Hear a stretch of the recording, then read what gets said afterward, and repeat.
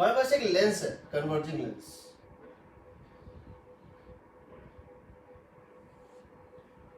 तुम जानते हो कन्वर्जिंग लेंस का जो फोकल लेंथ होता है उसका फॉर्मूला होता है, उसका जो फॉर्मूला होता है फोकल, वो होता है 1 by focal length is mu minus 1 into 1 by R1 minus 1 by R2। Agreed?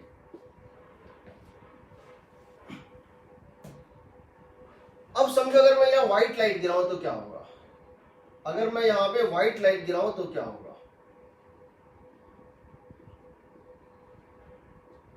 Because तुम जानते हो according to Cauchy's rule mu V is greater than mu R, यही ना? याद है?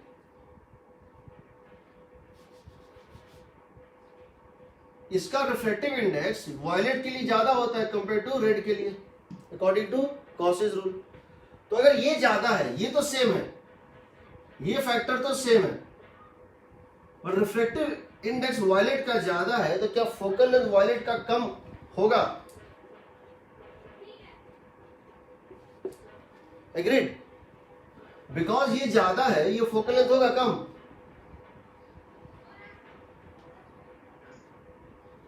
होगा कि नहीं? इसका मतलब जब ये व्हाइट लाइट आएगा ऐसे ये बेंड करेगा। देखो तुम्हारा वायलेट लाइट यहां पे, रेड लाइट यहां पे, और बीच में येलो लाइट भी होगा।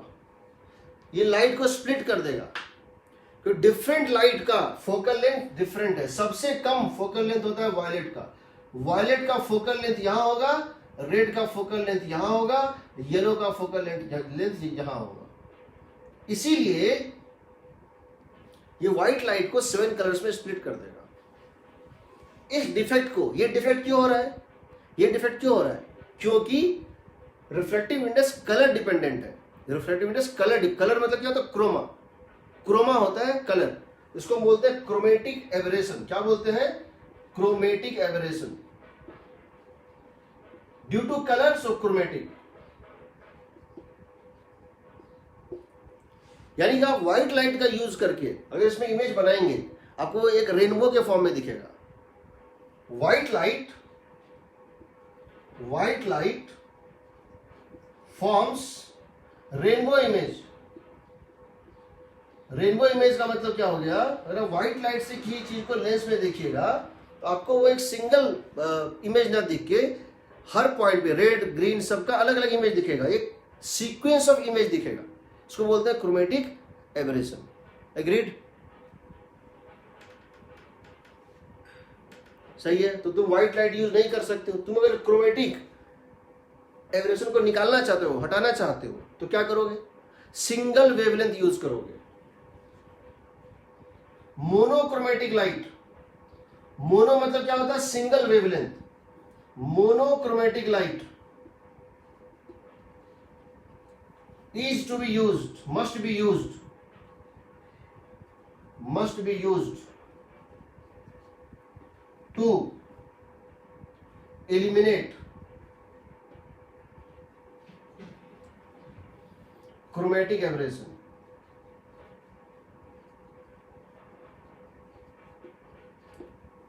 कोई डाउट? सर इसी तरह से कॉन्केव लेंस और कॉन्वेक्स लेंस का साथ में यूज कर सकते हैं? बिल्कुल बिल्कुल, वही मैं बताने जा रहा हूँ। ठीक है, समझ गए? लेकिन तुम इसको खत्म करना चाहते हो, व्हाइट लाइट भी तुम यूज करना चाहते हो, और चाहते हो ऐसा ना भी हो, तो उसका एक तरीका है कि दो लेंस को इस तरह से मिलाओ कि दोनों का एबरेशन एक दूसरे को कैंसिल कर दे। मतलब एक वायलेट को पीछे खींचे और एक वायलेट को आगे लेके जाए। कैसे? अगर ये कॉन्केव होता तब अगर यहां पे एक पैरेलल बीम आता तो क्या होता? अगर ये कॉन्केव होता और तब अगर यहां पे व्हाइट बीम आता तो क्या होता? ये इसको इस तरह से करता और ये इसको इस तरह से करता। मैग्नीट्यूड वाइज अभी वायलेट छोटा होता और रेड जो है क्या होता? बड़ा होता। मैग्नीट्यूड वाइज वायलेट का डिस्टेंस क्या होता? कम, ये होता वायलेट के लिए, ये होता वायलेट और ये होता रेड। ठीक, वायलेट का डिस्टेंस कम होता है मैग्नीट्यूड वाइज और रेड का डिस्टेंस ज्यादा होता है। तो जरा देखो, इसके कारण वायलेट लेफ्ट है और इसके कारण वायलेट राइट है। इसके कारण वायलेट का पॉइंट ऑफ कन्वर्जेंस रेड के लेफ्ट में हो रहा है और इसके कारण वायलेट का पॉइंट ऑफ कन्वर्जेंस राइट में हो रहा है। तो ऐसा हो सकता है दोनों को मिला दे, जितना लेफ्ट उतना राइट कैंसिल कर दे और दोनों का इक्विवेलेंट फोकल लेंथ मिल जाए। हमको एक फोकल लेंथ का लेंस चाहिए, हम दो लेंस को मिला के भी एक इक्विवेलेंट फोकल लेंथ बना सकते हैं। याद रखना, हम दो लेंस को मिला दें तो 1/f इक्विवेलेंट होता है 1/f1 + 1/f2। तो हम दो लेंस को इस तरह से मिलाएं कि दोनों का f इक्विवेलेंट हमारे रिक्वायर्ड f के इक्वल हो और दोनों का जो है एब्रेशन जो है एक दूसरे का अपोजिट और कैंसिल कर दे। उसको बोलते हैं एक क्रोमेटिक डबलेट। क्या बोलते हैं? एक chromatic doublet. It is possible to use a combination of lenses such that f equivalent is required value and their aberrations cancel out. That means fv is equal to fr, दोनों same point पे मिल जाए, ऐसा हो सकता है। इसको बोलते हैं, इस कॉम्बिनेशन को बोलते हैं एक क्रोमेटिक डबलेट। अगर दो लेंस यूज किए हैं, एक क्रोमेटिक डबलेट। ये बताएंगे कैसे होता है। इसको लिख लो, पहले इसको लिख लो। मान लेते हैं ये जो है एक लेंस है, मीडियम है म्यू, बाहर का मीडियम है 1 और यहां पर एक वेवलेंथ आ रहा था और इसलिए ये यहां पे मर्ज कर रहा था। हम जानते हैं 1/f होता है म्यू -1 इंटू 1/r1 - 1/r2। अब मान लो refractive index, suppose lambda changes by d lambda. अगर लैम्डा डी लैम्डा से चेंज हो तो ये डी म्यू से चेंज होगा जी। ये डी म्यू से, अगर इसका लैम्डा हम चेंज कर देंगे तो इसका रिफ्रैक्टिव इंडेक्स भी चेंज हो जाएगा। रिफ्रैक्टिव इंडेक्स चेंज होगा तो फोकल लेंथ भी चेंज हो जाएगा। अगर इसकी लैम्डा हम थोड़ी सी चेंज कर दें तो फिर रिफ्रैक्टिव इंडेक्स भी चेंज होगा और उसके कारण फोकल लेंथ भी चेंज होगा। हम डीएफ और डी म्यू को रिलेट करना चाहते हैं, हम इसको डिफरेंशिएट कर देते हैं। देखो ये तो एक कांस्टेंट है, ये तो एक कांस्टेंट है, इसका रेडियस तो वही है, R1 और R2 तो वही है, ये और ये चेंज हो रहा है। हम इसको डिफरेंशिएट कर देते हैं, इसको हम डिफरेंशिएट कर देते हैं बोथ साइड्स। तो आएगा -1/f² into df is equal to D mu times of 1/r1 - 1/r2। ये तो कांस्टेंट है भाई, ये तो कांस्टेंट, ये तो बाहर निकल जाएगा। डिफरेंशिएट सिर्फ ये होगा और इसका डिफरेंशिएशन कितना होगा 1, इसका कितना होगा -1/f²। अगर हम इन दोनों को डिवाइड कर दें तो क्या मिलेगा बताओ? -df/f। देखो 1/f यहां पे लाके डिवाइड कर दो, इन दोनों को डिवाइड कर दो, df/f और ये -df/f इज इक्वल टू आ जाएगा बताओ, ये और ये तो कट गया, इसमें से इसको डिवाइड कर दिया, this divided by this, -df/f is equal to d mu by mu -1। सही है? अगर हमने इसको डिवाइड कर दिया, देखो ये इक्वेशन 1 है और ये इक्वेशन 2 है, मैंने कर दिया equation 2 divided by equation 1, -df/f² और यहां 1/f, तो ये f कट गया, -df/f is equal to D mu, ये और ये भी कट जाएगा, कांस्टेंट था, ये ब्रैकेट और ये ब्रैकेट कट जाएगा, D mu by mu -1। What is D mu by mu -1? याद है तुमको? तुमको मैंने बताया था किसी time mu V minus mu R by mu Y -1, इसको क्या बोलते थे? Mu dispersive power of that medium, इस मीडियम का डिस्पर्सिव पावर ओमेगा। तो यहां से तुमको एक चीज मिला, that df by f change in focal length per unit original focal length, the fractional change in focal length। और यह माइनस क्यों आ रहा है? जब तुम म्यू को बढ़ाओगे तो फोकल लेंथ घटेगा, इसलिए अगर डी म्यू पॉजिटिव है तो df नेगेटिव है। जो भी है तुम्हारा ये निकल गया। इसको क्या बोलते हैं हम? Dispersive power of medium. क्या बोलते हैं इसको? Dispersive power of medium.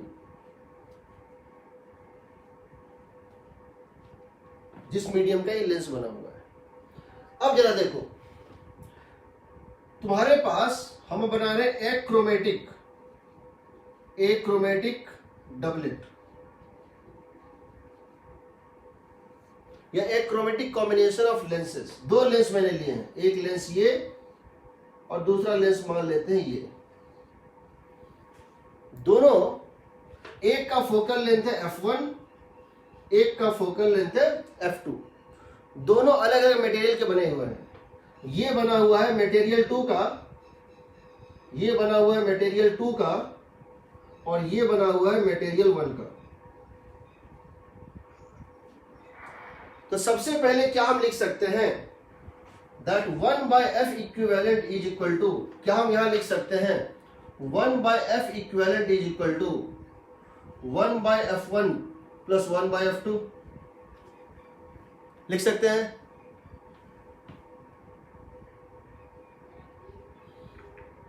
सही है ना?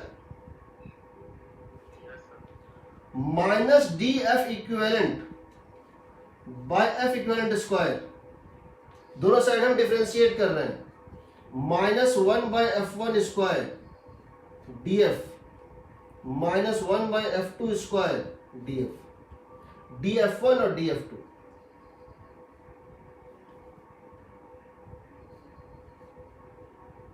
हमने क्या किया? दोनों साइड डिफरेंशिएट कर दिया। 1/x का डिफरेंशिएशन होता है -1/x square. Minus minus minus cut जाएगा, छोड़ दो। df equivalent by f equivalent को क्या लिख दे? इसलिए df equivalent by f equivalent का स्क्वायर इज इक्वल टू, इसको मैं लिख दूं, देखो माइनस माइनस माइनस कट चुका है। df1 बाय f1 को मैं क्या लिख दूं? df1 बाय f1 को मैं क्या लिख दूं? Minus omega by f1, omega 1 by f1, बताओ तो। df1 by f1, df1 by f1 is equal to minus omega 1, सही है। और df2 बाय f2 क्या होगा? df2 बाय f2 क्या होगा? Minus omega 2।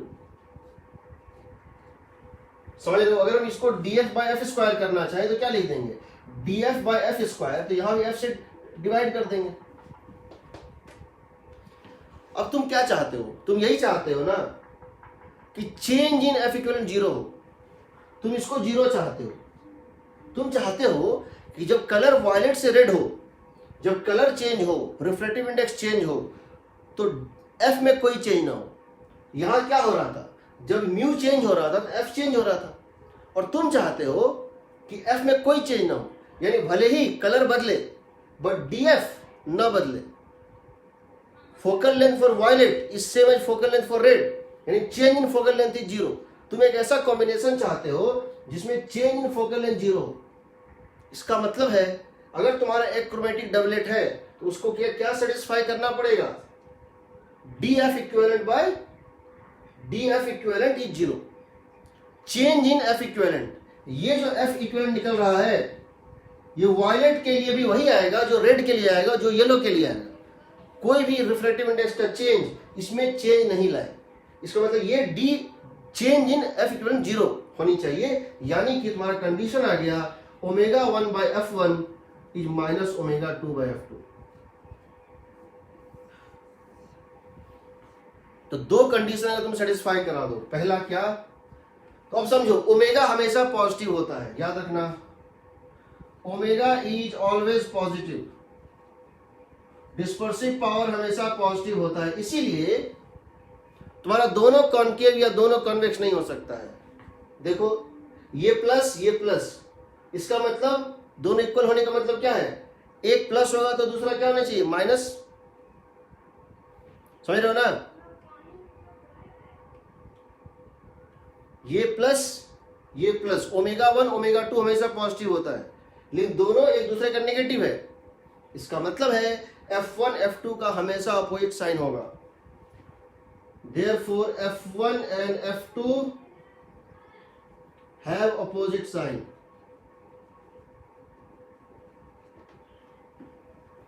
तो तुम्हारे पास दो चीज करना है, तुम्हारे क्वेश्चन में ओमेगा 1 दिया होगा, ओमेगा 2 दिया होगा, दो मटेरियल है, एक का होगा ओमेगा 1 डिस्पर्सिव पावर, एक का होगा ओमेगा 2। तुमको बोलेगा एक ऐसा फोकल लेंथ का कॉम्बिनेशन बनाओ कि दोनों का इक्विवेलेंट ये बन जाए, दोनों का इक्विवेलेंट ये बन जाए, और omega 1 by F1 minus omega 2 by F2 होगा, एक कॉन्केव होगा दूसरा कॉन्वेक्स होगा। तो तुम्हारे पास जो तरीका है करने का वो मैं बता रहा हूं, इसको पहले नोट कर लो। तुम्हारा कंक्लूजन ये है, मैं बता देता हूं, तुमको एक लेंस ना यूज करके दो लेंस यूज करना है। तुम एक सिंगल लेंस इक्विवेलेंट करना लेके दो के कॉम्बिनेशन से इसको बनाओ, और उस कॉम्बिनेशन को इस तरह से चूज करो, उस कॉम्बिनेशन को इस तरह से चूज करो कि omega 1 by F1 plus omega 2 by F2 zero है, omega 1 by F1 plus omega 2 by F2 zero है। तो तुमको बिना किसी एब्रेशन के पूरी की पूरी व्हाइट लाइट एक ही जगह जाके कन्वर्ज करेगी, तुमको स्फेरिक, तुमको क्रोमेटिक एब्रेशन नहीं आएगा। अब इसका इलस्ट्रेशन लूंगा, पहले इसको नोट कर लो।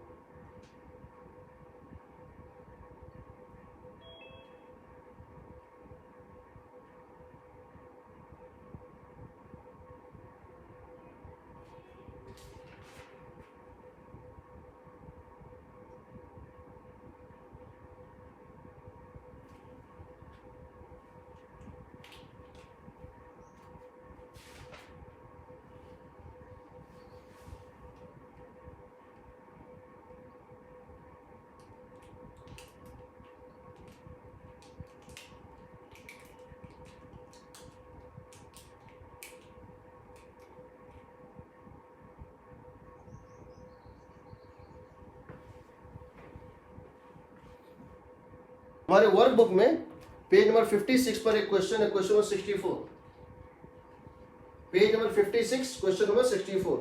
The dispersive power of crown and flint glass, crown और फ्लिंट ग्लास, क्राउन ग्लास और फ्लिंट ग्लास, इसका डिस्पर्सिव पावर दिया हुआ है 0.02, इसका दिया है 0.04। The dispersive power of crown and flint glasses are 0.02 and 0.04 respectively. An achromatic converging lens of focal length 40 cm is to be made. तुमको एक फोकल लेंथ चाहिए कितना? तुमको एक फोकल लेंथ चाहिए, इसको नाम 1 दे दो, इसको 2 दे दो, F1 प्लस F2, और कितना चाहिए तुमको focal length 1/40। You want a converging lens, an achromatic converging lens of focal length 40। तो 40 सेंटीमीटर के फोकल लेंथ का एक कॉम्बिनेशन बनाना है। एक लेंस इसका लेना है क्राउन ग्लास का, और एक लेंस लेना है फ्लिंट ग्लास का, ताकि तुम्हारा F इक्विवेलेंट इतना चला है। कितना चाहिए? F इक्विवेलेंट 40 चाहिए। ये हो गया फर्स्ट इक्वेशन। फर्स्ट इक्वेशन क्या हो गया? F1 plus F2, lens made from crown glass and lens made from flint glass, दोनों का इक्विवेलेंट क्या होना चाहिए? 40। और तुमको ये कहा गया है एक्रोमेटिक है, इसका मतलब क्या है, दूसरा इक्वेशन क्या बनेगा, omega 1/f1 plus omega 2/f2 is 0। इसका मतलब 0.02/f1 प्लस 0.04/f2 इज 0। इसका मतलब है 1/f1 प्लस 2/f2 इज 0। ये सेकंड इक्वेशन हो गया। दोनों को सॉल्व करो, f1 f2 निकाल लो। कैसे करोगे, कर लोगे सॉल्व, यहां से आ जाएगा f1 is equal to minus f2/2, यहां डाल दो, यहां डाल दो, कितना आएगा 1/40 is equal to 1/f1। f1 मतलब कितना हो गया, f1 ही मान लो। f2 को क्या डाल दोगे, f2 को यहां से डाल दो -2f1, f2 को यहां से डाल दो -2f1, कितना हो जाएगा 1/2f1 आएगा ना जी। तो f1 कितना हो जाएगा 20 सेंटीमीटर, f2 कितना हो जाएगा -40 सेंटीमीटर। क्राउन ग्लास का कन्वर्जिंग लोगे, फील्ड ग्लास का डाइवर्जिंग लोगे। तो तुमने कहा कुछ किया, तूने बस एक चीज किया है ना, क्या किया है, एक बार इसको लिख लिया कितना तुमको चाहिए, कितना चाहिए, तुम्हारी नीड कितनी है, और दूसरा इसको लिख लिया, दो इक्वेशन और दो अननोन है, सॉल्व कर लो।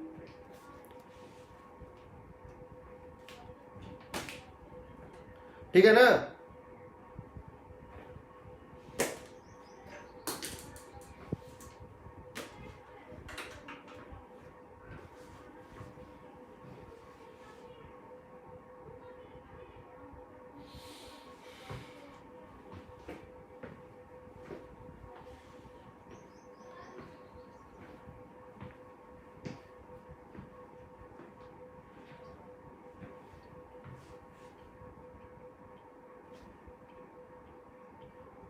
दो इक्वेशन होता है, एक होता है 1/f1 plus 1/f2 is 1/f required, 1/f1 plus 1/f2 is 1/f required, और दूसरा जो है होता है omega 1/f1 plus omega 2/f2 is 0। इन दोनों को सॉल्व कर लो, f1 f2 निकल जाएगा, विथ साइन निकलेगा, जो पॉजिटिव है वो कन्वर्जिंग होगा, जो निगेटिव है वो डाइवर्जिंग होगा। एग्रीड।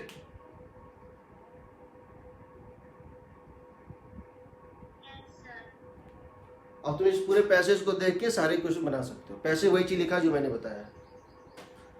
ठीक है, कल तुम लोग डाउट पूछोगे, जितना पूछना है, नहीं पूछ पाए तो मैं क्वेश्चन प्रैक्टिस कराऊंगा। हम मंडे से इलेक्ट्रोस्टैटिक्स स्टार्ट करेंगे, and don't worry about that, हम इलेक्ट्रोस्टैटिक्स बहुत हाई लेवल पे पढ़ाते हैं। ठीक है, कुछ भी नहीं बचेगा उसमें। ठीक है, आज के लिए इतना ही।